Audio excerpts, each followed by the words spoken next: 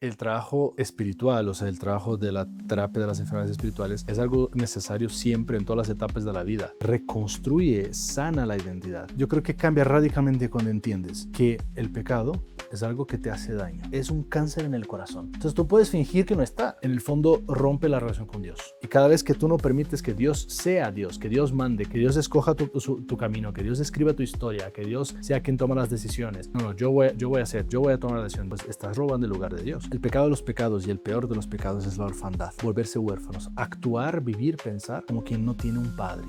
Al demonio poco le importa en cuál pecado caes. Al demonio le importa que tú te creas huérfano. Mucha gente va a decir, pues yo sí creo en Dios. O sea, ¿en qué sentido soy huérfano? Pues justamente porque detrás de cada enfermedad espiritual hay una orfandad, donde tú estás intentando valerte por ti mismo sin Dios, sin un padre. Estás intentando alimentarte, gula. Estás alimentando atrapar tu felicidad, avaricia. Estás intentando reafirmarte, soberbia.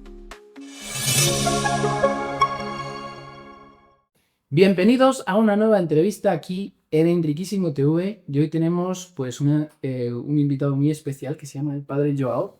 ¿Qué tal? Bienvenido al canal. Gracias, Enrique. Muy bien, me encuentro muy feliz, muy contento de estar aquí contigo. Qué maravilla. Pues vamos a tratar hoy un tema que me parece que es brutal y bastante novedoso. Porque bueno, yo sobre todo yo no conozco mucho del tema, que se trata de las enfermedades espirituales, y me consta que creo que tenemos los católicos que profundizar bastante en esto, Sí. porque ayuda un montón. Sí. El padre ya anunció, el padre Joao tiene un podcast en Spotify, no sé si en otras plataformas también, Sí, también estamos en Apple, en YouTube. en YouTube también. Sí. Lo podéis encontrar como Padre JP. Exacto. Sí, porque Joao es medio impronunciable. Eso es Joao. Aunque son 4 letras, ¿verdad? Sí, exacto. Es bastante Joao. Tienes que decirlo despacito. Por eso digo que aquí en México mi alter ego es Juan Pablo. Así Juan Pablo. es más accesible. Pues eso, le podéis encontrar como Padre JP, ¿vale? Y podéis ver todo el contenido que tiene, que es buenísimo. Entonces, padre, bueno, preséntese un poquito Sí, claro. y vamos a meternos en el tema a saco. Claro. Gracias, Enrique. Pues soy João Paulo, brasileño, evidentemente con ese nombre, aquí conocido como Juan Pablo aquí en México. Tengo 33 años, 4 años de sacerdote, 5 viviendo aquí en México, ya 15 fuera del país, entonces muchos años fuera. Pues entré al seminario a los 12 años, llevo mucho tiempo en esta preparación, en esta formación, que ha sido siempre una aventura muy bonita y muy hermosa. De eso me hizo pasar por diversas etapas de formación propias de la congregación a la cual pertenezco. Soy legionario de Cristo, estuve en Estados Unidos, luego en Roma, filosofía y teología. Aquí en el ministerio fue cuando por primera vez me atreví a dar una plática sobre este tema, específicamente la terapia. Me acuerdo que yo estaba nervioso porque era un retiro de jóvenes y como que sentía que el tema pegaba, pero yo no me sentía tan preparado. Y entonces dije, pues son 8 enfermedades, yo creo que con una hora, o sea, me va a faltar tiempo, o sea, más bien yo no voy a tener contenido para una hora, pero bueno, a ver cómo le hace. Y los chicos estaban tan picados que nos quedamos 2 horas y media hablando del tema. Se rompió todo el horario del retiro, fue un desastre. Y después la segunda vez fue justamente aquí en esta casa, donde trabajo con jóvenes aquí en Satélite, en la Ciudad de México, donde ofrecí ese curso de terapia de las enfermedades espirituales y dije, pues vale, creo que si la otra fue un poco más de lo que yo pensaba, vamos a hacerlo 1 hora para la introducción, 1 hora para las 2 primeras y, bueno, total 5 episodios. E igual, o sea, y era en la noche y terminábamos tardísimo porque la gente estaba súper interesada. Y eso fue lo que grabamos y salió en el podcast con una grabación del celular puesto aquí en el bolsillo. Se escucha muy bien. Y así fue como eso salió al podcast, sí. Qué bueno, qué bueno. Sí. Pues nada, yo ya aviso que si queréis hacer preguntas al respecto según vayáis viendo el vídeo, de alguna enfermedad que os llame más la atención o del tema en general, os animamos a que escribáis en los comentarios, ¿vale? Más que nada porque este tema podría ampliarse en el canal, que sería súper interesante. Vale, padre, empezamos, si le parece, Sí, hablando de las enfermedades espirituales. Sí. Y me parecía muy conveniente empezar con lo que decía de los padres de la Iglesia, que separan al ser humano, bueno, separan, lo entiende como cuerpo, alma y espíritu. Así es. A mí la primera duda que me viene es, ¿qué diferencia hay entre alma y espíritu? Sí, vale, perfecto.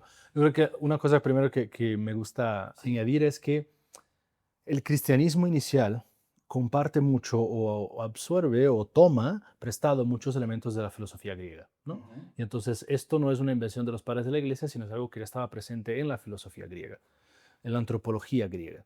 Y entonces ellos lo toman también prestado y después resulta que San Pablo en una de sus cartas de hecho menciona eso, todo lo que son ustedes, cuerpo, alma y espíritu, ¿no? Justo en Tesalonicenses. Bueno, entonces el cuerpo es la sede de las sensaciones físicas, biológicas, el alma es la sede de las emociones y el espíritu es la sede de la identidad. En otras palabras, el cuerpo responde a la pregunta ¿qué sensación tengo? O sea, ¿cómo estoy registrando este momento en el cual estamos aquí? ¿Cómo está registrando mi A cuerpo? través de los 5 sentidos. De los sentidos, exactamente, de la percepción biológica corpórea, ¿no? El alma va a responder a la pregunta de cómo me siento. Me siento feliz, entusiasmado, angustiado, triste, preocupado. Habla de sentimientos, sede afectiva, emocional. Y el espíritu va a responder a la pregunta de quién soy yo. Wow. Y exactamente ese wow es porque el espíritu condensa todo lo demás. El espíritu es lo que Agustín llamaba del interior íntimo meo. Eso es lo que hay de más íntimo de mi intimidad. El espíritu. El espíritu. Es la dimensión más profunda. Bíblicamente hablando, te acordarás que en la parábola del hijo pródigo está este momento donde el hijo está lejos de la casa y dice que entrando en sí mismo, ¿qué es lo que pasa cuando entra en sí mismo? ¿Te acuerdas? Examen, quiz. Dice, entrando en sí mismo se acuerda de la casa del Padre. Qué interesante. Porque cuando llegas a lo más profundo de ti mismo, te acuerdas de tu identidad de hijo. Amigo. Espiritualmente eso es fundamental. Aquí es donde se juega quién soy yo. Y la respuesta, aunque parece muy trillada, es soy hijo de Dios. Aunque eso implica que la persona trabaje para llegar ahí, porque muchas veces cuando yo hago ese trabajo en dirección espiritual y digo a mis dirigidos, respóndeme esta pregunta, nos hablamos de una experiencia traumática o una situación que está viviendo, ¿qué está registrando tu cuerpo? ¿Qué está registrando tu alma? ¿Cómo te sientes? Ok, en base a esto, ¿quién eres tú? Defíneme. Dime, completa la frase, ¿yo soy o yo no soy? Y muchas veces sale, soy insuficiente, soy indigno, estoy sucio. O sea, entonces te das cuenta que la identidad necesita ser trabajada. Por eso el alma y el espíritu pues añaden mucho y son cosas diferentes, ¿no?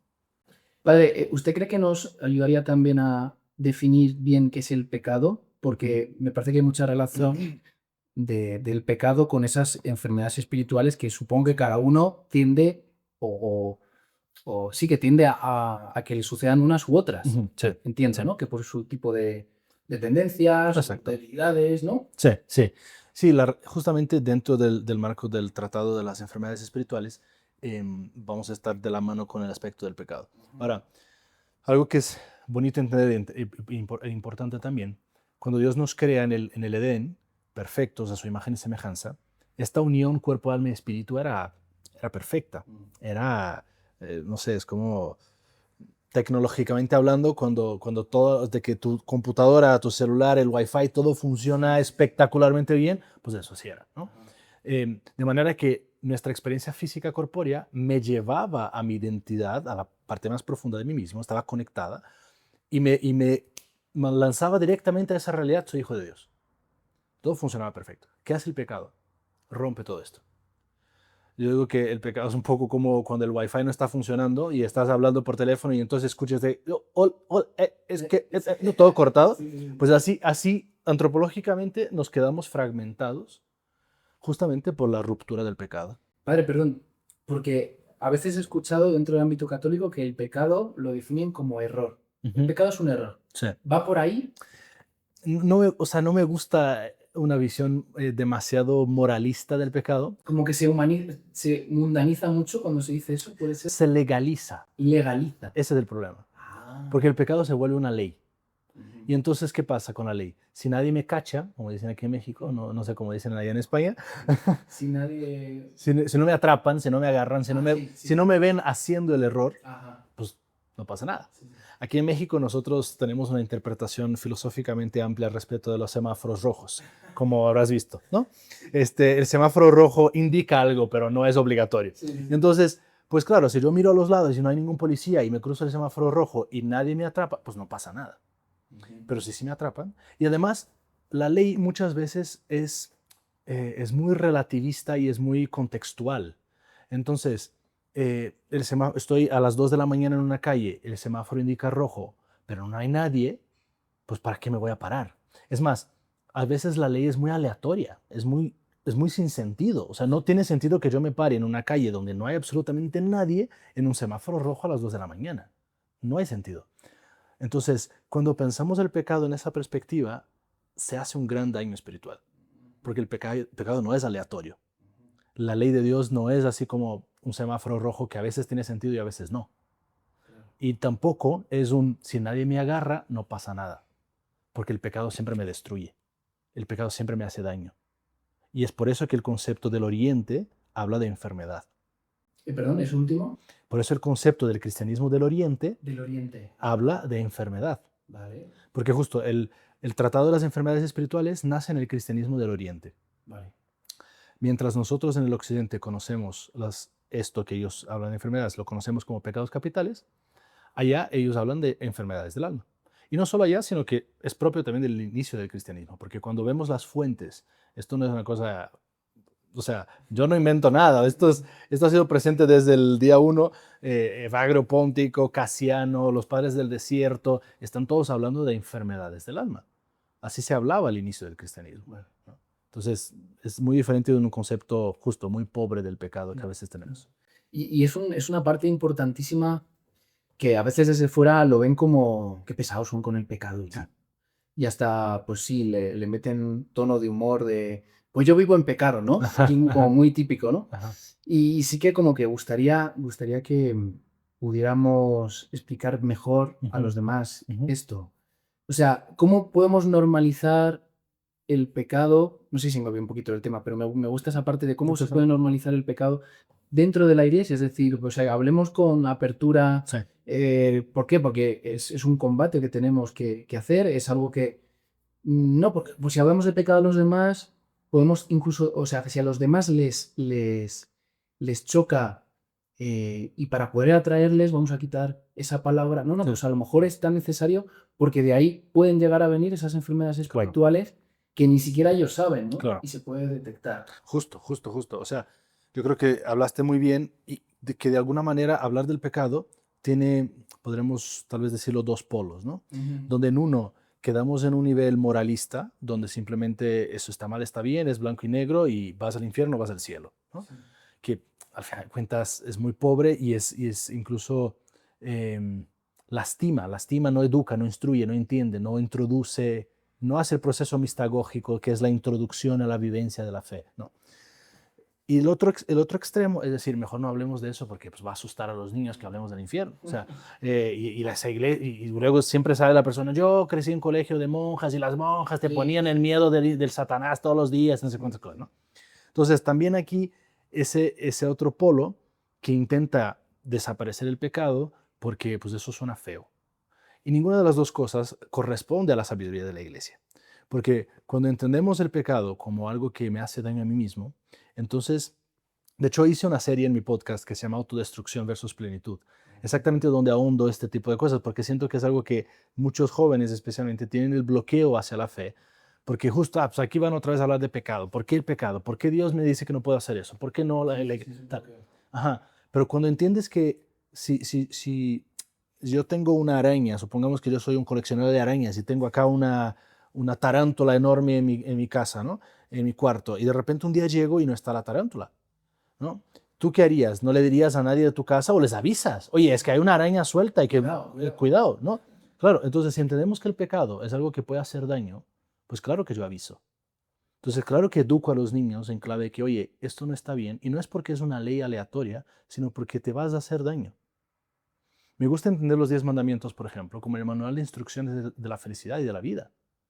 No es una, o sea, un día, siempre uso ese ejemplo, a lo mejor la gente que ya me escucha mucho dice, ahí viene el padre. Sí, pero es como si un papa del medioevo se despertara de malas y dijera, ¿cómo hago para fregar? Pues vamos a inventar los 10 mandamientos. No, o sea, es Dios diciendo, aquí está el manual de instrucciones del producto que yo creé. Tal cual. Sí. Para que nos enteremos de algo. Claro. Y nos lo da como ahora que se hacen los vídeos de YouTube, los 10 puntos, los 10 consejos, pues Dios ya se adelantó, los 10, ¿no? Para que sea sencillo. Y aún así, nos salimos del camino, claro. Así lo evitamos. Pero fíjate en la bondad y el amor de Dios cuando lo hace. Porque cuando te da los 10 mandamientos, te está diciendo, este es el camino. Si sigues este camino vas a ser feliz. Para eso te creé. Te creé para que vivas en plenitud Y aquí está, o sea, son 10 pasecitos, listo, Muy ¿no? sencillo, ¿no? Exacto. Y nosotros como con esta, pues es que yo me creo más que Dios y me voy a inventar acá cómo ser feliz, pues termino por estropearlo todo. Ujú. Entonces, volviendo al tema de las enfermedades espirituales, es un poco lo mismo. O sea, yo creo que cambia radicalmente cuando entiendes que el pecado es algo que te hace daño. Lo sepan los demás o no lo sepan, el pecado te hace daño, te destruye, te carcome por dentro. Y no solo, sino que destruye todo lo hermoso que está a tu alrededor. Ujú. Hay como 3 grandes claves de lectura que me gusta usar en las enfermedades espirituales para entenderlas. Si quieres, luego lo podemos hablar. Pero la tercera, específicamente, que yo siempre menciono, es cómo esta enfermedad me inhibe o me incapacita de amar más y amar mejor a Dios, al prójimo e incluso a mí mismo. Porque, o sea, el pecado es un cáncer en el corazón. Entonces tú puedes fingir que no está. Y ves que el pelo se te cae y ves que te duele todo y tal, y no quiere ir al doctor. Pues órale, pues, sabrás tú. Pero eso te va a matar. Te va a matar, sí. Por eso la iglesia insiste tanto. Por eso nosotros también tenemos que hacer hincapié y quizás cambiar un poco la forma de contarlo, pero sin salirnos de lo que ya es. Porque al final, usted padre, pues dice, no, bueno, padres de la iglesia ya decían este tipo de cosas, ya, lógicamente, pues no vamos a inventar nada nuevo, pero yo pienso, ¿no? Y lo digo a menudo, que con nuestra personalidad, nuestro carisma propio, cada uno tiene que ver cómo sigue evangelizando, sigue continuando la misión que Jesús quiere que se hagamos, ¿no? Pero siendo fieles a lo que ya sabemos, ¿no? Sí. Porque si nos llevamos a inventar cosas o a mezclar, a mí me parece que ahí es donde entra la confusión, ¿no? Sí, sin duda. Padre, entonces, entramos ya directos en las enfermedades espirituales. Venga. ¿Qué es una enfermedad espiritual?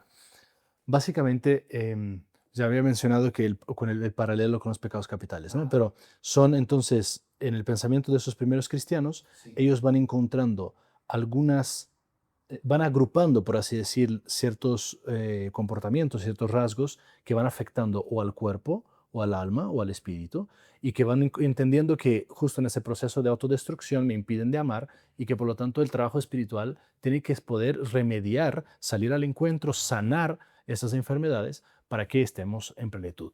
Vale. ¿Sí? Vale. O sea, simplificando mucho, sería lo equivalente a los pecados capitales en cuanto a cuáles son, a excepción de que el tratado que yo suelo seguir, porque en el Oriente, la filosofía de base del Oriente es un poco, convive más la ambigüedad, así que la ambigüedad convive un poco más. Entonces hay maestros que van a hablar de 8, otros de 10, otros de 12, pero la línea que yo sigo pues son las 8, que se basa en el libro escrito por Evagrio Póntico, que es uno de los grandes pensadores de este tema, al mero inicio del cristianismo, que él habla de los 8 espíritus malignos, ¿no? Vale. Y son, a diferencia de los 7 pecados capitales, por lo tanto, aquí tenemos 8 enfermedades, en las cuales una es nueva, es totalmente diferente, que no está acá en el occidente de nuestro tratado de los pecados capitales, y hay otra que es más amplia, porque que se refiere, aquí nosotros llamamos pereza, a ellos llaman asedia, porque la asedia tiene un concepto más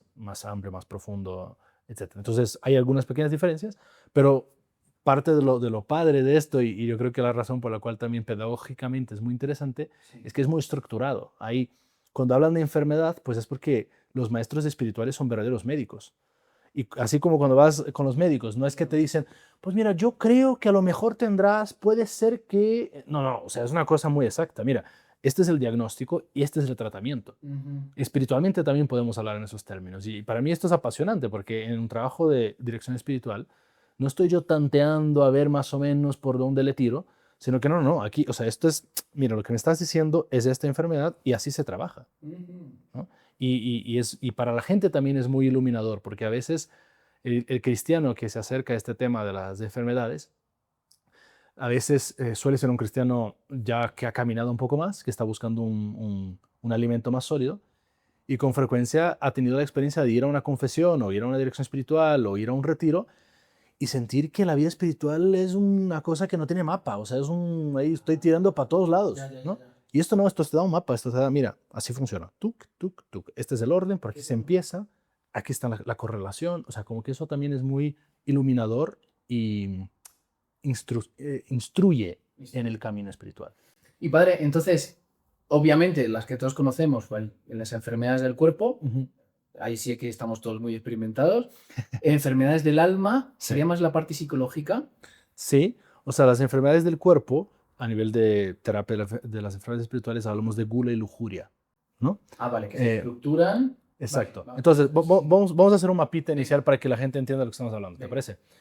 Hay 3 grandes enfermedades que son las madres de las demás enfermedades, ¿vale? Y para cada una de estas enfermedades corresponde un área: cuerpo, alma y espíritu, gula, avaricia y soberbia, respectivamente. Vale, perdón. Entonces entiendo que ya no, porque yo estaba separando, y mi cabeza estaba separando cuerpo y alma. Sí. Entonces estaba, pues enfermedades espirituales, espíritu. No. Cuerpo y alma lo separamos. Qué bueno que aclaras eso, porque puede que mucha gente lo haya entendido así y nunca me había percatado de esa confusión. No. Cuerpo, alma y espíritu, o sea, las enfermedades espirituales afectan al ser humano Exacto. integralmente. Exacto. Vamos a dar el siguiente ejemplo. Vamos que tú como hombre tienes una cabeza, tienes un torso, un abdomen y tienes piernas, ¿no? Okay. Sí, exacto. Cuando yo te veo como uno, pero veo 3 partes, ¿sí? Ahora, imaginemos que yo pongo sobre ti bueno, más bien me pongo unos lentes rojos y entonces yo te veo todo rojo, pero sigo viendo las 3 partes. Una pieza. Exacto. Pero sigo viendo las 3 partes. Si pongo unos lentes amarillos, pues te veo todo amarillo, pero sigo viendo otras 3 partes. Entonces, esos lentes se refiere al análisis o psicológico o físico de un doctor o espiritual de un sacerdote. Tanto el doctor como el psicólogo como el sacerdote miramos al mismo Enrique y lo miramos incluso en 3 partes, pero lo miramos con lentes diferentes. Y entonces la espiritualidad, o sea, la terapia de la enfermedad espiritual, me pongo los lentes de la vida espiritual, de la vida de crecimiento en la fe y de teosis, de identificación con Dios, pero te veo las 3 partes, el cuerpo, alma y espíritu. ¿Sí? Entonces, justo. Entonces, para eso, en las enfermedades del cuerpo hablamos de la gula como la madre, como la enfermedad predominante. Luego, en las enfermedades del alma hablamos de la avaricia como la enfermedad predominante. Y en el espíritu hablamos de la enfermedad, como enfermedad predominante, la soberbia. Soberbia. Sí. Cada una de ellas tiene sus hijas y a veces hasta nietas. El árbol genealógico aquí puede ser complejo. La idea es entender que, de alguna manera, si cuerpo y alma y espíritu lo pudiéramos dibujar en círculos, el cuerpo es la esfera más externa, el alma es la del medio y el espíritu es la más interna, justamente porque habíamos dicho de ese nivel de profundidad. De manera que el trabajo espiritual empieza de fuera hacia adentro, en el sentido que empieza del 1 para ir al 10. Ese es el orden natural. El orden es trabajar primero el cuerpo, luego el alma y luego el espíritu, sabiendo que todo se conecta. Y entonces cuando estoy trabajando en el cuerpo estoy afectando mi identidad en el nivel del espíritu. ¿Sí? Entonces, aquí a nivel del cuerpo, donde se juega todo el mundo de las sensaciones biológicas, claro está que pues mucho se trata de alguna manera de nuestros instintos, de nuestras tendencias naturales. Y entonces, si pensamos en los 2 grandes rasgos o 2 grandes dimensiones relacionadas con la perpetuidad de la especie, pues está la autopreservación a través de la alimentación y la generación a través de la sexualidad, no de la violencia sexual. Pues ahí están las 2 posibles. Cuando distorsionamos esas 2 maneras de vivir, tenemos 2 enfermedades del cuerpo: la gula y la lujuria. ¿Sí? En el alma, que se juega el mundo psicológico emocional, hablamos también de alguna manera existe todavía un piececito. Bueno, si la avaricia es la enfermedad principal del alma, ella tiene un pequeño pie en el cuerpo porque pues, nuestro mundo emocional o incluso especulativo o cognitivo pues, busca pensar en el futuro y prever problemas y dificultades. Entonces, por eso trabajamos y nos compramos casas y tenemos coches y son cosas necesarias para nuestra vida. El problema es que cuando esto se distorsiona, se vuelve una especulación o una obsesión por lo no necesario. Y entonces tenemos la segunda grande enfermedad a nivel, ahora al nivel del alma, que va a engendrar otras 3 enfermedades. La avaricia fue una madre más prolífera, ¿no? Sí. Ella tiene 3 grandes enfermedades, que es la ira, Sí. la tristeza y la asedia. Tristeza, enfermedad Sí. y acedia. Ahí, la tristeza es la novedad, por así decirlo, de este Está, tratado, sí. ¿no? Es que cuando también lo escucharon en el podcast, yo pensaba en la tristeza. Hace unos años entendí Ujú. con la película esta de Inside Out, o al Ajá, revés, que se claro, hace en España. claro. Tampoco es que se ensalce, pero se hace como más llevadero, más bonito la Ujú. parte de la tristeza. Sí. Si estás triste, tampoco pienses que estás mal. Sí.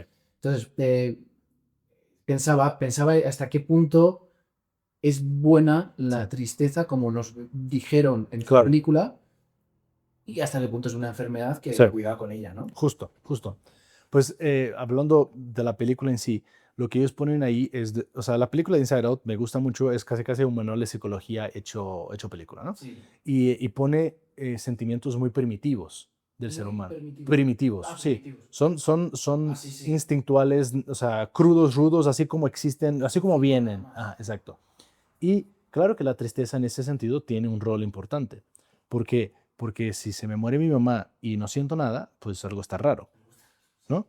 Eh, entonces, sí existe, y no solo, espiritualmente hablando, los maestros de la vida espiritual van a decir que muchas veces el camino espiritual empieza por una experiencia de tristeza donde te das cuenta que no estás en el camino correcto, ¿no? Donde Dios de alguna manera te va pescando, te va robando el corazón y diciendo, oye, date cuenta de esta insatisfacción que tienes. No te das cuenta, que esto que estás pensando que es tu felicidad no lo es. Y entonces la tristeza tiene una razón de ser. Ahora, cuando se vuelve enfermedad, lo que ella va a hacer es una idolatría de mi sufrimiento. Te regocijas, Claro, te regodeas ahí como... claro. Es un sadismo emocional, pero también es una idolatría. Pongo mi sufrimiento, quiero que mi sufrimiento me haga el centro de las atenciones. Eso es, o sea, que te vean el resto de lo triste que estás, lo mal que Claro, estás, ¿eh? exacto. Siempre estoy hablando de cómo me cuesta, siempre estoy hablando de cómo me fue mal. Y después la tristeza tiene un efecto catastrófico en la vida, tanto espiritual como la vida humana, a nivel global, porque la tristeza rompe por completo la esperanza. Y entonces mi futuro lo veo gris, lo veo horrible. Sí, total. Y claro, cuando el demonio, yo digo siempre eso, cuando el demonio gana esta batalla de la desesperanza, ya ganó todas las batallas. No necesita preocuparse él por ningún otro pecado en tu vida. Es que simplemente no vas a hacer nada. Por eso la gente, yo tengo esa realidad muy lejos, Ujú. pero por eso la gente yo creo que se suicida en general, porque ya no tienen nada donde agarrarse. Claro. Y les duele tanto y sufren tanto que no tienen sentido, o sea, hay esperanza, no esperan en nada, Sí. no se fundamentan en nada, entonces como pues hasta luego, ¿no? Justo. Que es la mayor batalla, o sea, Justo. la mayor victoria de... Y ahí justo ya atinaste a cómo la terapia de las enfermedades espirituales habla o dialoga con las ciencias también psicológicas o biológicas, porque al final de cuentas es el mismo Enrique el que yo estoy viendo, ¿no? Aunque pongamos lentes diferentes, pero es la misma persona. Entonces se conectan esas áreas de la ciencia también. De hecho, es muy curioso porque mucha gente que busca la terapia de las enfermedades espirituales o en redes o me busca después o buscan el podcast o vienen al retiro, que justo este fin tuvimos uno, varios de ellos son gente que están trabajando en el área de salud mental. Son psicólogos, son pedagogos y justo tienen esa preocupación y se dan cuenta cómo las cosas se van conectando.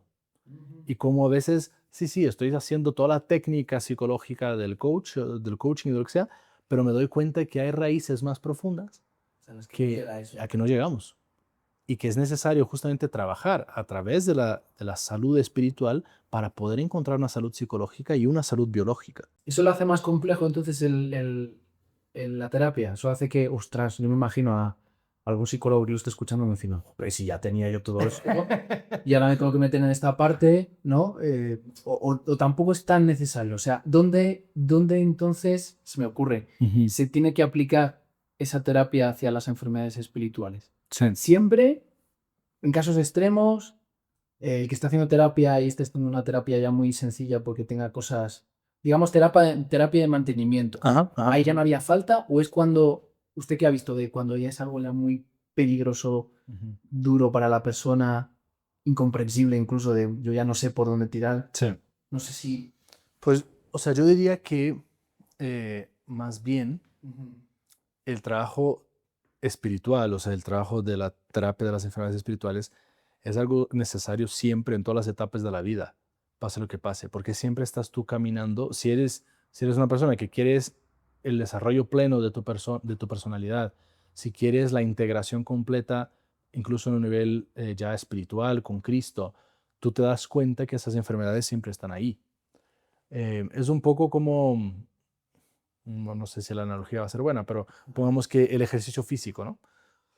Pues el ejercicio físico lo necesitas hacer siempre, en todas las etapas de la vida, Sí, sí. ¿no? Y va a responder a necesidades diferentes y tal, sí, pero va a ser siempre, Ujú. aquí igual. Aquí no. E incluso me atrevería a decir que es más fundamental este trabajo que cualquier otro, porque aquí estamos hablando pues, de la salud de tu corazón. Y que siento más profundo, como había dicho antes, es lo más interior y luego se va expandiendo o va de fuera hacia adentro, pero imagino que lo más nuclear, Sí, yo creo que es lo más importante, ¿no? sí.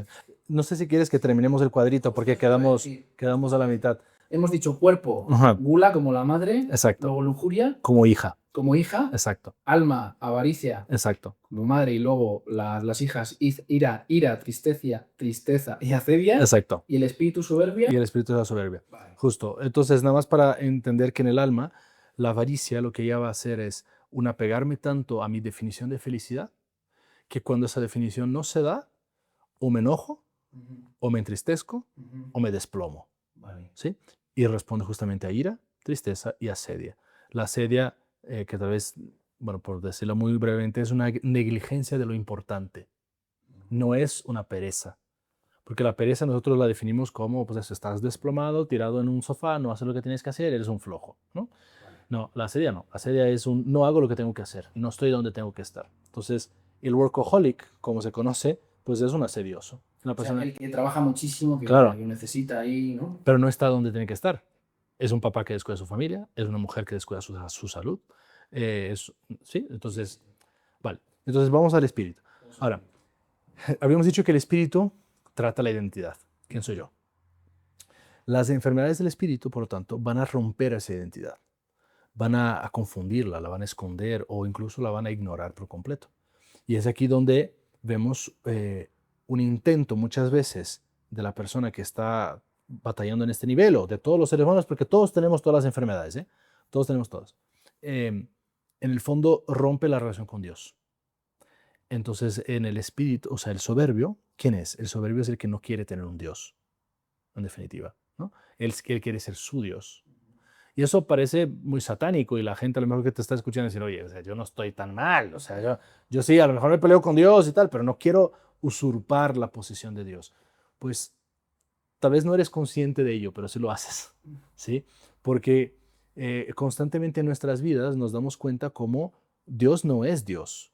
Y cada vez que tú no permites que Dios sea Dios, que Dios mande, que Dios escoja tu camino, que Dios escriba tu historia, que Dios sea quien toma las decisiones. No, yo voy a hacer, yo voy a tomar la decisión, pues estás robando el lugar de Dios. O también incluso cuando te olvidas de quién eres, te olvidas que eres hijo. Porque algo que me gusta mucho decirlo es que el pecado de los pecados y el peor de los pecados es la orfandad. La orfandad. Volverse huérfanos. Actuar, vivir, pensar como quien no tiene un padre. Y justamente eso es lo que se juega en este nivel. Porque aquí el soberbio, por querer validarse, por querer sobreponerse, por querer reafirmarse, vive como si no hubiera un padre que se preocupa de él. Vive como si no hubiera un padre que lo ama, que lo quiere. Vive como si no tuviera un padre que le puede ayudar, que ve por él, que ofrece camino, que ofrece ayuda, recursos, amor, estabilidad, sanación. No, no, yo puedo solo. Entonces, la soberbia tiene una hija, que es la vanidad, y tiene lo que a mí me gusta llamar como una hija bastarda, ¿no? Que es la envidia, donde no entra en el tratado tradicional, pero de alguna manera cuando uno estudia la soberbia y la vanidad, pues por default, o sea, por consecuencia, entiende que es la envidia. Entonces, bueno, ahí la ponemos un poquito escondida en el árbol genealógico, pero ahí está. La soberbia rompe mi relación con Dios. La vanidad rompe mi relación conmigo mismo. Y el orgullo, y la envidia rompe la relación con el prójimo. De manera que mi identidad está toda rota. Yo no sé quién soy delante de Dios, yo no sé quién soy delante de mí mismo y no sé quién soy delante de mi prójimo. Eso es lo peor, ¿no? Claro, por eso es la parte más íntima. O sea, ir por el mundo sin saber quién eres, qué tienes que hacer, Viviendo como huérfano. viviendo como huérfano. Me acuerdo, esto lo cuento a veces porque, bueno, a mí Facundo Cabral, no sé si lo conoce, No. un cantautor argentino que ya falleció hace algunos años. Bueno, lo mataron sin querer.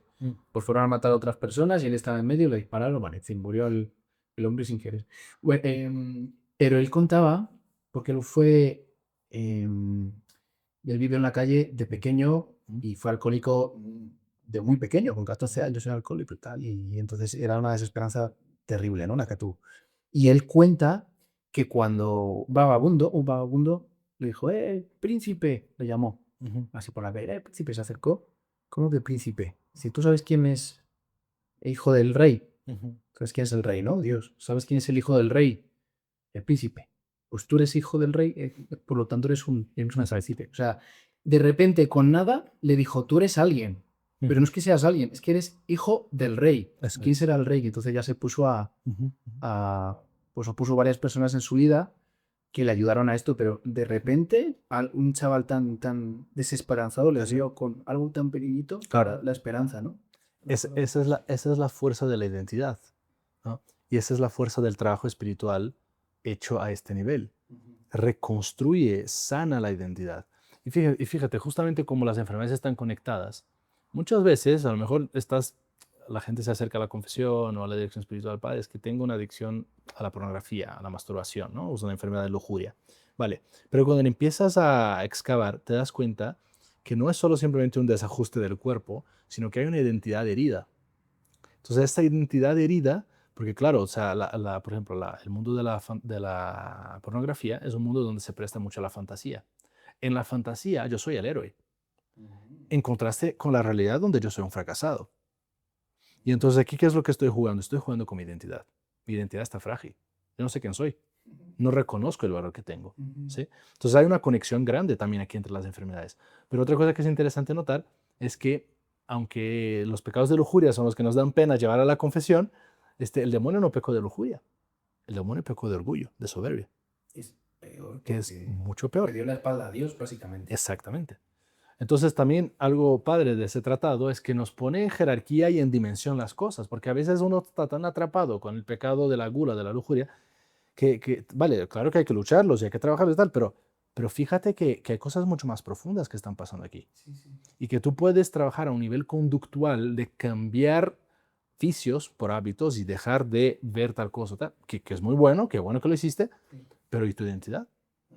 Si no trabajas desde adentro, esto o va a volver o va a salir de otro lado, ¿no? O no vas a estar plenamente sano. Muy interesante, padre.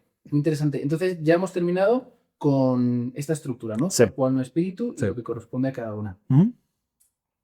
Me vienen varias preguntas, pero me gusta mucho a ver si sabe al respecto, porque supongo que no es fácil. Hoy en día, ¿cuál es la enfermedad espiritual predominante? No sé si en México, donde usted conozca más, o sabe de Europa, no lo sé. ¿Cuál diría que es donde más enfermos estamos? Pues o sea, es muy difícil responder esa pregunta. O incluso lo que usted ve en el día a día. Sí. Pues recurrentemente yo veo esto en los Ujú. chavales, ¿no? Porque imagino que trata usted más a gente A joven. jóvenes, sí. Sí. Sí. O sea, yo no creo que haya una enfermedad, pero yo creo que la respuesta se puede enfocar de diversas maneras. Una es, yo me atrevería a decir que la enfermedad dominante es la gula, justamente porque como es la primera dimensión de la vida espiritual, si el demonio nos mantiene ahí, pues no ahondamos nunca. Entonces es perfecto. Entonces, como mantenerte, es como, si te puedo entretener en el hall de entrada de la casa, pues no te meto a la cocina. ¿no? Y eso entonces sería mucho más primario, que Claro. esas pasiones Más primarias, más animalescas. O sea, el trabajo espiritual debería ir llegando a la profundidad de trabajar en la soberbia, en la vanidad dentro del espíritu. ¿no? Es progresivo el trabajo. De hecho, la vida espiritual siempre empieza por la lucha contra la gula, siempre. O sea, diría que el demonio incluso le interesa que pequemos más en ese tipo de cosas como más superficiales. Claro, porque es más fácil. No es más fácil. Claro, es mucho más fácil hacerte caer en la tentación de gula que hacerte caer, o sea, o hacerte darte cuenta de lo sutil que es la soberbia y el trabajo de la soberbia y desarraigar la soberbia dentro de ti, uff, eso sí es Eso complicado. sí, ¿no? Por eso cuando pensamos que las monjitas de clausura, Ujú. decimos, ¿de qué pecarán? Pues quizás vaya un poco por ahí, ¿no? Claro, Porque están más alejadas del mundo y seguramente sea más sencillo no pecar de lo más superficial. sí, Pues desde luego de las redes sociales, de todo el vorágine que tenemos hoy en día, ¿no? sí, Entonces quizás va un poco por ahí, ¿no? Que sí. las monjitas tienen que seguir y a lo mejor es hasta más difícil, Claro, ¿no? no lo mejor, sí, sí, lo es, Lo es. lo es, Es ciertamente. más difícil. Fíjate, a las tres dimensiones, cuerpo, alma y espíritu, se acompañan diversas cosas que voy haciendo paralelos cuando explico, sea en el podcast y en el curso que saldrá en breve. Pero una manera de entender esas tres dimensiones son las tres tentaciones de Jesús en el desierto. ¿Sí? Cuando Jesús apenas empieza su ministerio, la primera tentación que le pone el diablo, transforma las piedras en pan. ¿No? Curioso, porque aquí la gula no es solo, uff, me pasé porque comí un tercer pedazo de carne, ¿sí? O sea, esto es la gula entendida muy pobre. Sí. Aquí es la piedra en pan. Ok, entonces, ¿por qué no puedo aceptar que la piedra sea piedra? ¿Por qué la piedra tiene que ser pan? ¿Por qué la realidad y el mundo tiene que satisfacerme? ¿Por qué yo no puedo aceptar que la piedra es piedra y el pan es pan? ¿Sí? Entonces la gula se vuelve una huida de la realidad o una distorsión de la realidad para que la realidad me satisfaga. Y yo soy un hoyo negro, donde todo lo que me encuentro me lo como. ¿Sí? Y ahí es que se entiende por qué la lujuria es hija de la gula, porque entonces el cuerpo del otro se vuelve pan para mí. Es más, no me puedo relacionar con el otro como persona. O sea, me relaciono con el otro en cuanto pan. Si me gusta, si sabe rico, no sabe rico. Si me satisface, no me satisface. ¿Sí? La segunda tentación de Jesús en el desierto va a hablar de si te postras delante de mí, em, te doy todos los reinos. ¿No? Te le muestra todos los reinos del mundo. Y Jesucristo, justamente, bueno, podríamos después entrar en la respuesta que Jesús da y tal, pero bueno, creo que no vamos a tener tiempo para eso, pero Vale. quería con todo eso llegar. Voy a hacer una breve explicación de las tentaciones y luego regreso al primer punto que es donde quería hacer. Vale. Entonces aquí estamos hablando de la avaricia, ¿no? Del control, del poder y tal.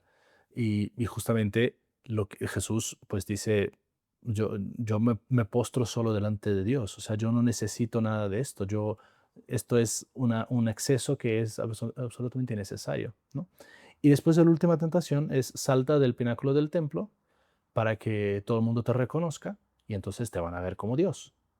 Es la soberbia, es la vanidad, es el forzar un espectáculo para mostrar una identidad que no es mía, ¿no? Y Jesucristo, pues evidentemente la rechaza. Bueno, podemos entrar en más detalles, pero el punto aquí que quería es que cuando Jesucristo rechaza la primera tentación, lo que él contesta es no solo de pan vive el hombre, sino de toda palabra que sale de la boca de Dios. Entonces, hay dos cosas interesantes de esa respuesta. Una, no solo de pan vive el hombre, el ayuno, y la segunda parte, sino de la palabra que sale de la boca de Dios, soy hijo de Dios. El cristiano ayuna porque tiene un padre que lo alimenta. Y el ayuno, justamente como esa repartición de gula, avaricia y soberbia como cuerpo, alma y espíritu, tres tentaciones de Jesús en el desierto, corresponden a los tres consejos de la iglesia en la cuaresma, que es ayuno, limosna y oración. ¿Sí? Bueno, porque todo este rollo del Padre Juan Pablo era para decir que la vida espiritual empieza por el ayuno. Y la vida espiritual empieza con la batalla contra la gula. Y entonces, si tu pregunta es, ¿dónde estamos todos enfermos como sociedad? Pues probablemente el demonio, mientras nos mantenga en la gula, nos mantiene en un nivel mucho más fácil y superficial. O sea, no quiere que entremos. Ahora, justamente el punto aquí es, si tú quieres construir una vida espiritual, tienes que recortar a cosas que no te permiten darle el tiempo a Dios y que no te permiten descubrir que Dios te puede alimentar. Yo digo eso a los jóvenes, o sea, si tú quieres ir a misa, le tienes que ayunar de redes sociales, o sea, tienes que cortar tus redes sociales, tienes que cortarle a tu película, a tu ejercicio, a tu deporte favorito, tienes que ayunar de algo para ir a misa el domingo.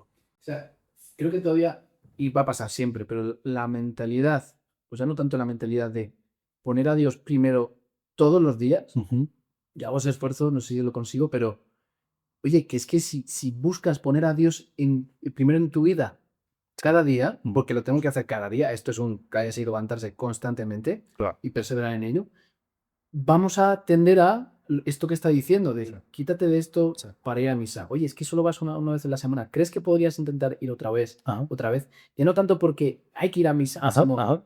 también tenemos que ver la intencionalidad de las cosas que hacemos. Sí. Si es, yo cuando rezo el rosario es porque quiero estar con la Virgen, Sí. quiero pasar un rato con ella. Ujú. Luego, si la meditación de los misterios se me va a la cabeza, Ujú. se me va, pero la intencionalidad de por qué hacemos las cosas y primeramente poner a Dios primero. Sí. Y eso además te ordena. Claro. Mi experiencia te ordena el día, te ordena la semana y luego nos metemos nosotros y desordenamos cosas. Perfecto. Pero si le dejamos es súper importante. Sí. Sí. Sí, exacto. Y entonces el ayuno como la piedra angular sobre la cual se construye todo. Ajá. Ahora, quería dar una respuesta diferente a tu pregunta también, porque A ver. dije que había varias posibles respuestas. Al demonio poco le importa en cuál pecado caes. Al demonio le importa que tú te creas huérfano. Ese es el objetivo. A través de todo eso que hace en ti, Exactamente. lo que quiere es la finalidad, Que tú seas huérfano. que no creas en Dios, Que no que vivas. sientas desamparado porque, o incluso crees en Dios como Él, Ajá, pero reniegas de Él, exacto. ¿no? O empiezas a actuar como huérfano, porque a lo mejor ese entendimiento que ahora que explicaste, que es Sí. el más intuitivo, mucha gente va a decir, sí, pues yo sí creo en Dios. O sea, ¿en qué sentido soy huérfano? Pues justamente porque detrás de cada enfermedad espiritual hay una orfandad, Ujú. donde tú estás intentando valerte por ti mismo sin Dios, sin un padre. Estás intentando alimentarte, gula. Estás alimentando atrapar tu felicidad, avaricia. Estás intentando reafirmarte, soberbia. Y en el fondo, cada vez que haces estos movimientos, lo que haces es cortar tu relación con Dios.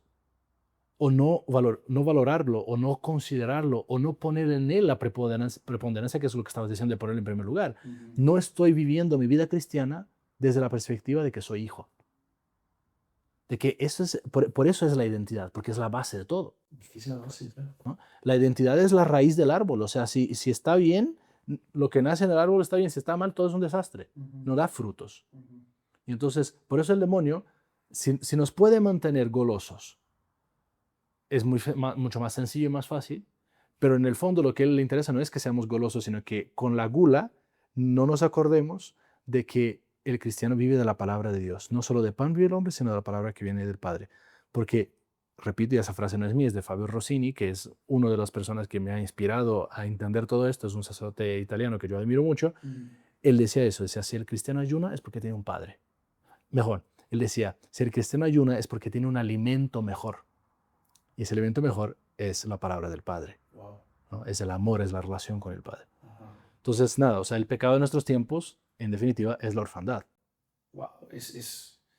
Yo no lo había escuchado nunca, ¿no? Y entender lo que significa te da muchas claves, ¿no? Claro.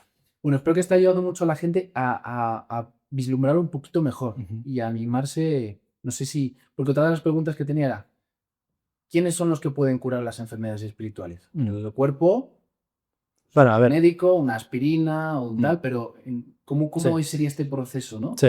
Bueno, Jesucristo es, ¿verdad? El médico por excelencia. Sí. Entonces aquí nosotros somos enfermeros. Ah, ¿Sí? vale. Nosotros echamos la mano, ayudamos, levantamos, conectamos cables, tal, pero al final de cuentas, Él es el que va a curar. A todas ellas, cuerpo, alma y espíritu. Ujú. ¿Sí?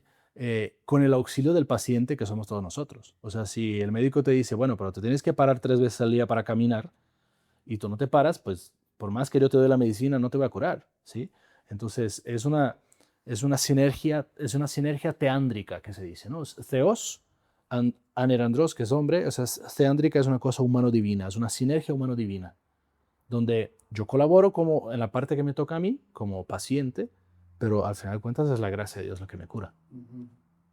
Y por eso es curioso, porque varias de esas enfermedades la puedo analizar desde varias perspectivas. ¿No? Me doy cuenta que soy un goloso, tengo un vicio del alcohol, ¿no?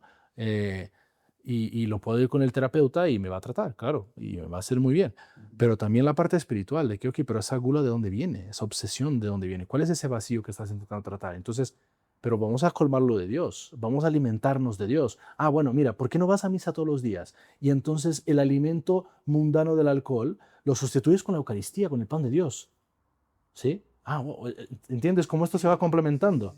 Sí, y evidentemente aquí estamos en una esfera mucho más profunda que el nivel de la terapia cognitivo-conductual, fundamental, importante, lo que quieras, pero al final de cuentas, lo que hace la Eucaristía, la sanación que hace la Eucaristía, pues no la hace ningún terapeuta. Y el encuentro directo con Dios, lo que dicen, ¿no? De que estás delante del sagrario y puedes tener la oración más, vamos a decir, inútil porque estás pensando en otras cosas, pero es como el que está delante del sol Sí.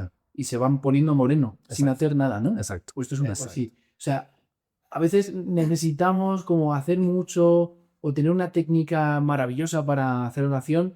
Mira, tú ves yendo al sagrario, Ajá. tú exponte, mírale, ponte a leer con él, ponte a escribir, quéjate, o incluso duérmete, pero Exacto. ponte delante de él, ¿no? Y uno ya va a ir creciendo. Entonces, Sí. sí, está claro que él es el que cura, ¿no? Sí, definitivamente. No sé si tips para decir, bueno, pues habrá gente que diga, pues yo quiero saber si a mí me pasan estas cosas. Ujú. ¿A quién acudo? ¿A un sacerdote? ¿Acudo a un matrimonio amigo? Que es, no sé, o sea, ¿cómo uno puede iniciarse en empezar a sanar esas cosas o a detectarlas? Sí, pues yo creo que la instancia primaria aquí sí es la dirección espiritual, Ujú. pero a ver, vamos a decir algunas cosas. Va, Estudiar las enfermedades espirituales tal vez es el primer paso, ¿no? estudiarla. Porque pues tienes que conocerte. Por ejemplo, escuchar su podcast. Exacto. Sí. Pero ha sido curioso que mucha gente me ha dicho, pues no, nunca había escuchado eso, pero sí hay un montonal de cosas, ¿eh? O sea, yo el otro día estaba escuchando de alguien de Argentina que estaba comentando sobre esto. O sea, sí hay mucho más de lo que uno piensa. Pero hay que ir sacándolo e ir compartiendo. Exactamente. Para que Entonces esto existía. hay que conocerse para saber, ok, bueno, ya vi un poquito, veo que estas enfermedades, en general todos tenemos un poquito de todas, pero veo que estas predominan, perfecto. Ok, ese es el primer momento. El segundo momento, el segundo y el tercero, pongamos que son concomitantes. El segundo momento es mi trabajo espiritual, mi oración sobre todo, y mi compromiso con las virtudes necesarias para transformar esas realidades, junto de la mano con la dirección espiritual, ¿no? Ahora, la oración, ¿qué va a aportar a todo esto? O mi trabajo espiritual, pues mi compromiso de cambiar. O sea, porque yo puedo ir a hablar con alguien, pero si yo no pongo los medios para trabajar en la gula, en la avaricia, en la soberbia, pues no va a cambiar nada. Entonces, mi plan espiritual implica, pues ahí el tratado de las enfermedades siempre viene con sus respectivas terapias.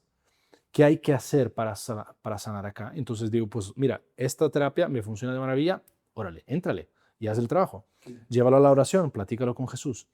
Y la dirección espiritual, es muy importante que mis amados laicos entiendan que la dirección espiritual no es una cosa del sacerdote.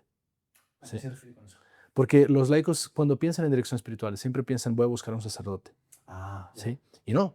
O sea, hay laicos muy preparados, hay monjas, monjes, frailes, consagradas laicas en movimientos varios que lo pueden hacer perfectamente. Entonces, ¿por qué? Porque yo tengo de hecho un capítulo en mi podcast también que explico sobre dirección espiritual, porque como menciono mucho y la gente me lo pregunta mucho, y entonces me dicen, pues padre, es que ¿me puedes dar dirección espiritual? Mira, no puedo.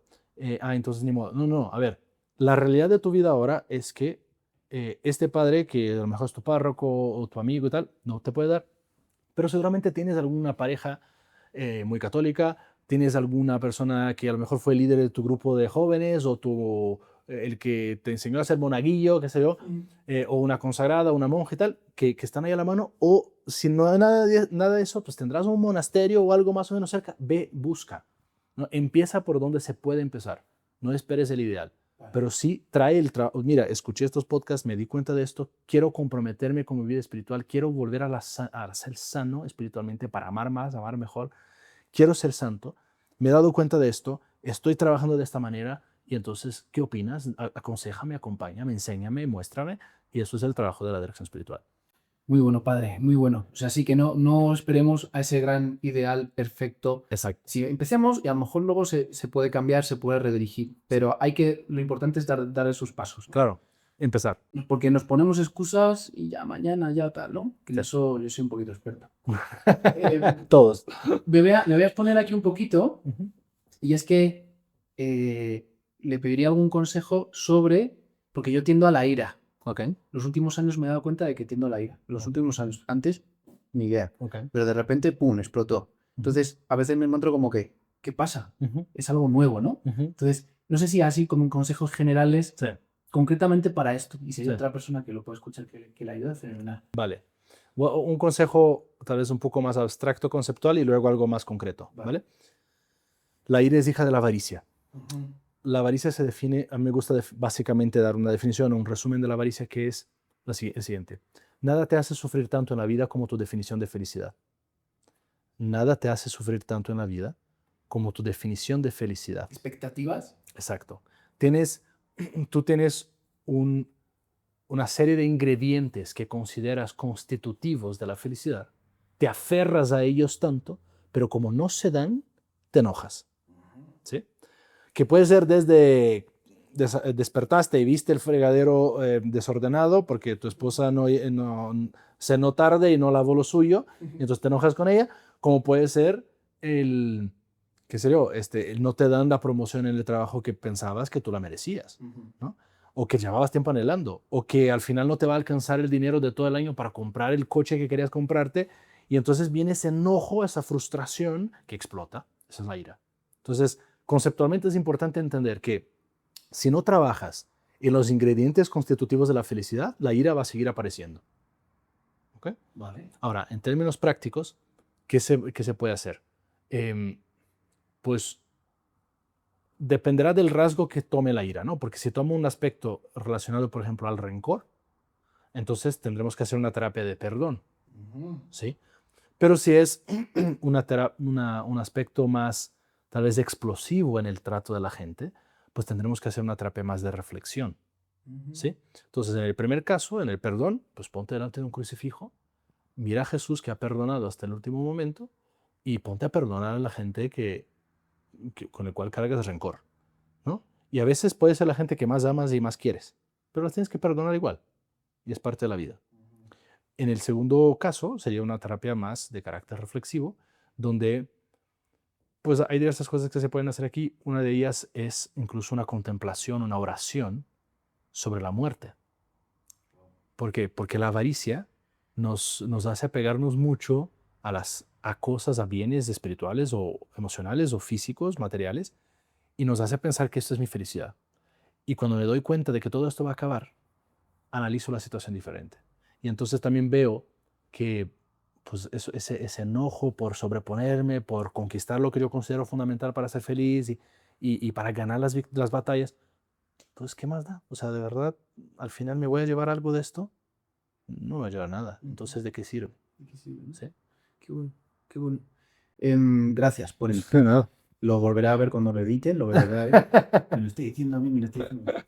Y padre, a usted, ¿qué más le ha ayudado en este proceso de aprender sobre las enfermedades espirituales? Mm. Yo no sé si tanto al principio de cuando usted lo aprendía o en el proceso de enseñarlo a los demás. ¿Qué es lo que más le ha ayudado a decir, "Buah, esto a mí me ha cambiado la vida"?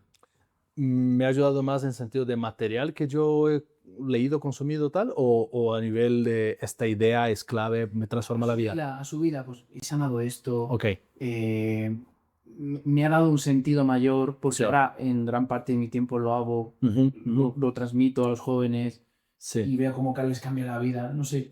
Sí, yo creo que, mira, este sacerdote Fabio Rossini, él tiene unos comentarios sobre las enfermedades espirituales en la Radio Vaticana en Italia. Y una cosa que él comenta, no sé si comenta ahí o comenta en otro lado, pero total, él no lo comenta en otro lado. Él dice que cuando esto salió en Radio Vaticana, en ocasión, ahí por esas fechas, un sacerdote se le acerca y le dice, oye, gracias por estos audios, estas transmisiones, me han ayudado mucho. Y él se quedó en shock y dijo, oye, pero ¿tú qué haces en el confesionario entonces? O sea, si no conoces esto, o sea, ¿qué haces, no? Entonces, cuando yo escuché eso, yo todavía era seminarista y dije, no, no, no, bueno, o sea, aquí a estudiar, amigo, porque si no, ¿qué vas a hacer en el confesionario? ¿No? Entonces, para mí, eso ha sido lo más hermoso de todo esto. Claro, yo comparto muchísimo de lo que yo trabajo en mi alma. Hay esquemas que yo los diseño cuando estoy dando el curso, que son esquemas que los he diseñado estudiándome, viendo mi situación, Ujú. luchando, o sea, específicamente estoy pensando en la tristeza, o sea, en algún momento la tristeza me estaba incomodando mucho, estaba actuando mucho en mi vida, me puse a leer, a estudiar, y pues, así está, claro, así está funcionando en mi vida. Entonces me ha hecho trabajarme con mucha intencionalidad, pero luego ha sido una fertilidad espiritual hermosísima en el ministerio por poder acompañar procesos de sanación a través de este trabajo. Entonces realmente ha sido una bendición enorme para mi vida. Y ya para terminar, algo que quiera compartir o algo que no le haya preguntado que quiera decir usted, es Vamos libre. a ver, ok. Bueno, vamos a decir una cosa más práctica, banal y luego algo más profundo. En la práctica nos pueden buscar en redes o en la web como Regem MX. Regem se escribe RECHEM.com. Vale, yo lo pondré en la descripción para que la gente lo busque. Porque ahí estamos justamente en los siguientes meses vamos a lanzar probablemente algún curso de esto más detallado para quien quiera trabajar sin profundidad lo pueden mostrar. Y si no, el podcast tiene una versión más resumida, más casera y es solo de audio, pero ahí pueden encontrar en el podcast del Padre JP. ¿Por qué? Y digo eso no porque yo quiero ganar likes y seguidores, sino porque si la gente está sedienta y quiere saber más, pues ¿a dónde voy? Eso es, hay que darlo. Algo más profundo. No dejes nunca que el demonio te convenza que eres huérfano. Lucha contra la orfandad con todas las garras que tengas y las ganas y las fuerzas de... O sea, de verdad, convéncete día tras día de que eres un hijo infinitamente amado por Dios. Y si reduces toda tu vida espiritual, todo este rollo que parece demasiado elaborado, mira, muy sencillo. En tu rato de oración, dedícate a contemplar cómo te mira el Padre. Punto. No necesitas nada más. No necesitas entender nada más en la vida. Con esto lo tienes todo. No tienes que aprender a saber la cuaresma de San Miguel ni el rosario de San José. No, no, no. Olvídate de rollos. Ponte a contemplar cómo te mira Dios Padre. Listo. Con eso tienes todo. Bueno, padre, pues muchísimas gracias por compartir todo este conocimiento. Un Ha gusto. sido un gusto. Yo creo que es muy bueno compartir todo esto porque, como decía, esto ya estaba, ya existía. Entonces, bueno, pues vamos a través usted de todo lo que ha aprendido, a través del canal, vamos a poder compartir estas cosas que me parece que hoy en día, que el tema de las terapias, ¿no? De ir al psicólogo, oye, bueno, vamos a incluir esto, ¿no? Que yo creo que es muy importante y muy novedoso. Así que bueno, gracias a todos por estar ahí. Nos vemos en el próximo vídeo. Si Dios quiere, hasta luego. Hasta luego.